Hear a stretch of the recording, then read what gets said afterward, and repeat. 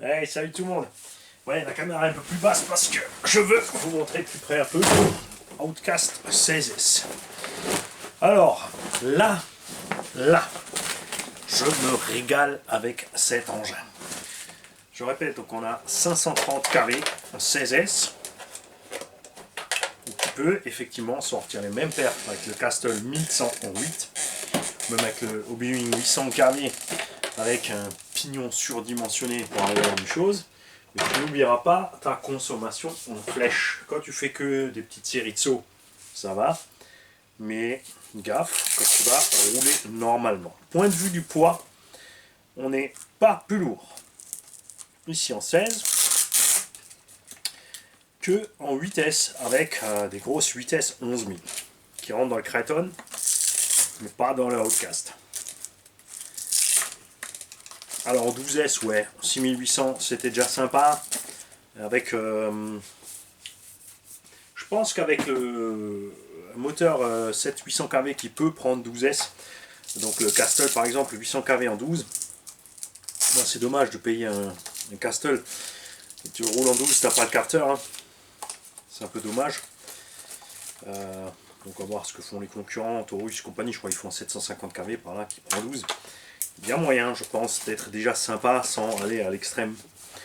Mais comme de toute façon ce Vario peut aller jusqu'à 20S, il n'y avait pas de raison de se priver. On a donc 4 lipos à bord qui nous font 800 grammes, 1,6 kg, 1,7 kg de batterie. Si tu roules sur ton Kraton avec les 4S 11000, tu es à 2,4 kg. Je suis même plus léger. Voilà, le moteur c'est le même. Le Vario est plus léger, il fait que 250 grammes, mais on a utilisé une batterie de réception plus. Alors là, j'ai laissé bien sûr une batterie trop grosse. Je n'étais pas obligé de mettre un truc pareil. On va vite tester ça après 20 minutes. Les batteries là étaient pas vides. D'ailleurs, oui, je vais les mesurer rapidement. Je pense qu'elles étaient pas loin de la coupure. 4,14. Ouais, il n'y avait pas besoin d'une batterie aussi grosse. On mettra une plus petite. On mettra une 2,2, quelque chose comme ça. 3,78. Donc ouais, allez, en faisant les séries de sauts qu'on faisait, on aurait pu faire encore peut-être 5 minutes. Mais c'est pas plus mal hein, de s'arrêter dans ces taux-là. On a quand même fait à peu près une vingtaine de minutes. Mais comme je l'ai dit, c'est facile parce que tu passes d'un côté à l'autre, tu rejoins ta rampe, tu sautes. En l'air, tu consommes rien, tu reviens cool. Donc il y a juste un gros moment de gaz avant de sauter et ça s'arrête là. Biellette à lâcher parce qu'elles sont... Je vais te tourner ça. Ouais, je laisse dans la housse, c'est trop dégueu, je veux pas en foutre partout. Elles sont creuses à l'intérieur. On va la démonter ensemble. Et c'est un peu dommage. Il faut prévoir plus de matière. D'un autre côté, ça évite d'autres soucis. Alors, où est-ce que j'ai mis les embouts? Parce qu'encore maintenant, il faut... Ça, c'est le truc ennuyant chez eux. C'est que sans arrêt, il faut 36 embouts différents. Regarde. Il n'y a que ça de matière. Le reste, c'est dans le vide. Et c'est chaque fois là que ça pète. Alors ça sert à rien de mettre quelque chose au fond, puisqu'on aura toujours le point faible sur cette jonction là. Et d'un autre côté, il vaut peut-être mieux que ça fasse fusible. On se dit. Alors est-ce que je vais réussir à couper ça comme ça, sans pitié? Non. Je vais prendre la pince. Et le plus gros souci de cette machine reste donc les cardans. Les noix, eh ben, elles sont solides, méchamment. Heureusement, enfin heureusement oui et non.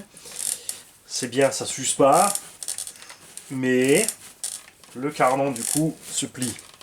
Et heureusement que le cardan se plie parce que vous l'avez vu sur l'autre sortie que j'avais fait en 12.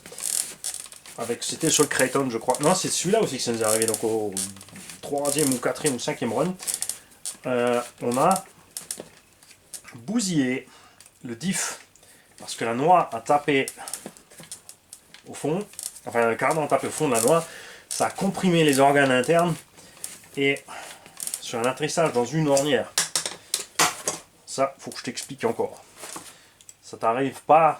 Alors ça peut arriver sur le côté, mais moins. Et là, en fait, ce qui s'est passé, si tu regardes la vidéo, on a tapé de côté sur l'appel de saut. Hop. House. Ce qui fait donc que le châssis est descendu à fond des deux côtés. Enfin, est descendu entre les roues. J'ai pas. Alors, quand tu tapes à plat sur le sol, la suspension s'écrase, châssis tape. Tes triangles sont en V, ok, ça passe. Quand tu es dans une ornière, une roue là, le châssis va plus loin. Et là, les deux cardans ont tapé dedans et ont écrabouillé les organes internes du diff. Ceci serait réglable d'une façon très simple que Horizon Hobby sait faire. C'est bien là que ça me chiffonne. Ça réduirait aussi ce problème-là. Regarde, dès que tu enchaînes les sauts avec ce mastodonte, tu plies du cardan à gogo. Ils vont fond. Maintenant avec les bras RPM c'est encore pire, tout flex et tu défonces tout. Hein? Et ça c'est un peu plus cher à réparer, c'est un peu plus long à réparer et c'est maintenant qu'on va mettre à rude épreuve le cactus. Alors attention, le cactus est en alu pour des manips comme ça. Mon avis que une version acier serait plus appropriée. Et là, Michael va te dire, écoute, arrête de faire chier, achète, tout simplement, ça existe, hein, en outillage automobile. Tu as des trucs du genre comme ça, des arraches et des machins en acier. Mais c'est juste pour le fun. Ouais, alors, tu vois, si je me mets dans le sens du pli, je vais le plier encore plus.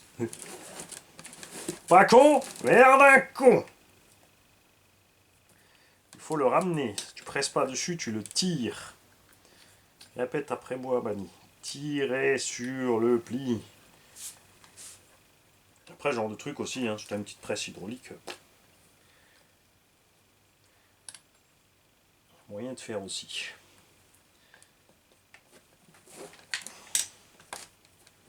Mais non, on sort pas de là.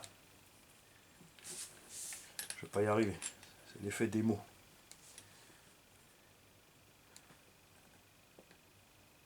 Ça y est, je me suis remis à l'envers. Mais qui? Mais tu vas brancher ton cerveau, Bani? Si, c'était bon.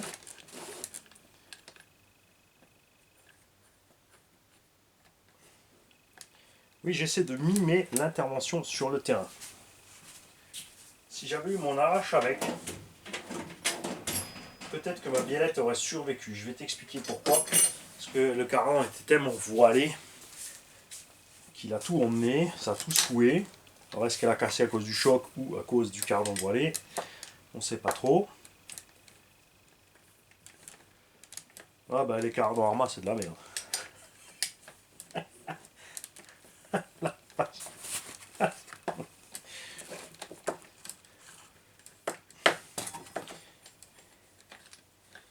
J'ai tourné autour.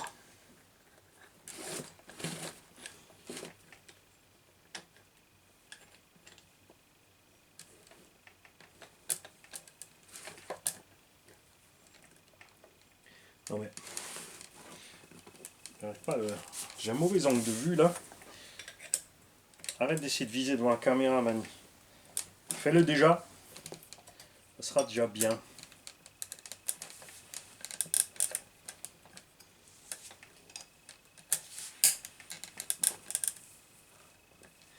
Au prix des carrans, c'est sûr que là, les redresser, ça vaut le coup. Hein. Alors j'avais acheté de secours, juste pour dire qu'on les a. 4 cardans GPM. Je suis pas convaincu, hein, mais bon. Au prix des cardans d'origine et la disponibilité qui était catastrophique à ce moment où j'ai commandé, j'ai pris au plus simple. Hein.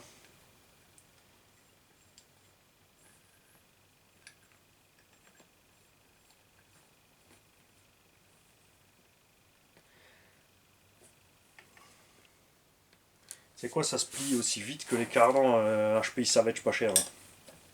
Jalus. Ça se plie aussi vite que les cardans Rowan. Je pense sérieusement que le HPI Savage XL, le vert, la carreau verte, est vraiment la version Rowan. Et qu'ils ont juste badgé pour ramener du fric dans les caisses. J'espère que le X-Flux et XL Flux sont de meilleure qualité. Parce qu'on ne sait toujours pas qui a racheté HPI en fait. Hein.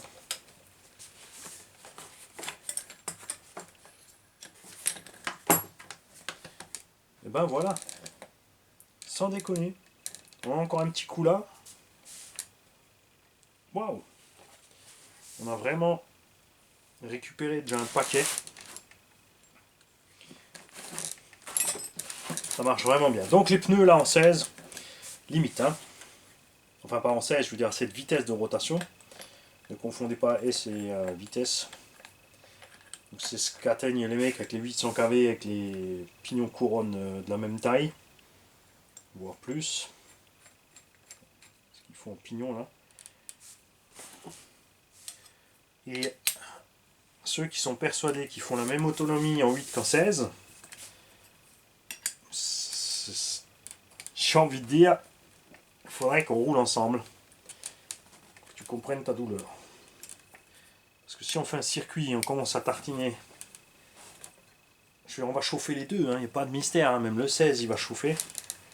Mais avec le 8 tu seras à fond pour suivre, avec le 16 on aura le pied, on sera léger sur le pied. On aura encore sur le pied pour rectifier et tout. Et à la fin, même si on fait la même autonomie, par rapport avec des grosses lipo 8S qui ont un paquet de milliampères, la température à l'intérieur de la lipo, sans de la cellule, ça sera pas la même. Hein. Puis ces grosses lipo aussi coûtent 150 €. Alors que là, 4 batteries 5000 de base, on en est, on va dire les grosses, en 8S c'était en 300 €, et là je suis à 200 € pour faire la même chose en autonomie. Encore un petit peu là. Jalus, à quelle vitesse ce cardan arrive à se tordre? C'est délirant. Bon, d'un autre côté, ça évite, comme dit, les cases ça évitera de péter du diff, hein, mais franchement, c'est du délire.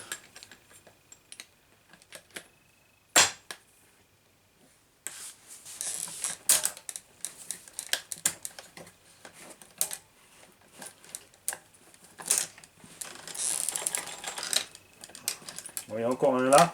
Je vais vous passer le reste, hein, mais on va du coup, je vais pas le changer.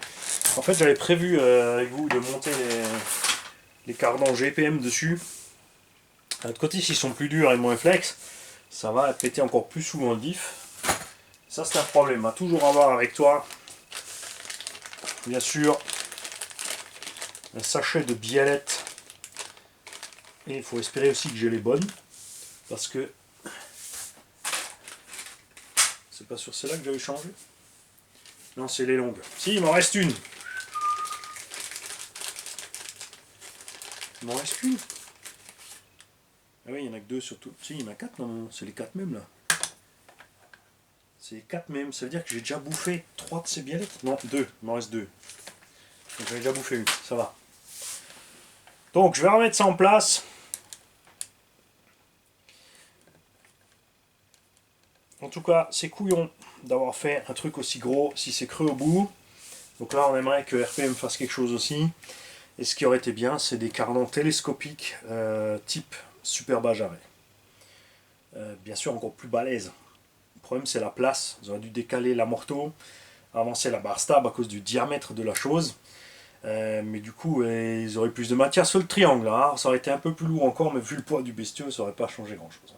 C'est clair. Alors moi, je suis super content en 16S comme ça. C'est vraiment un régal.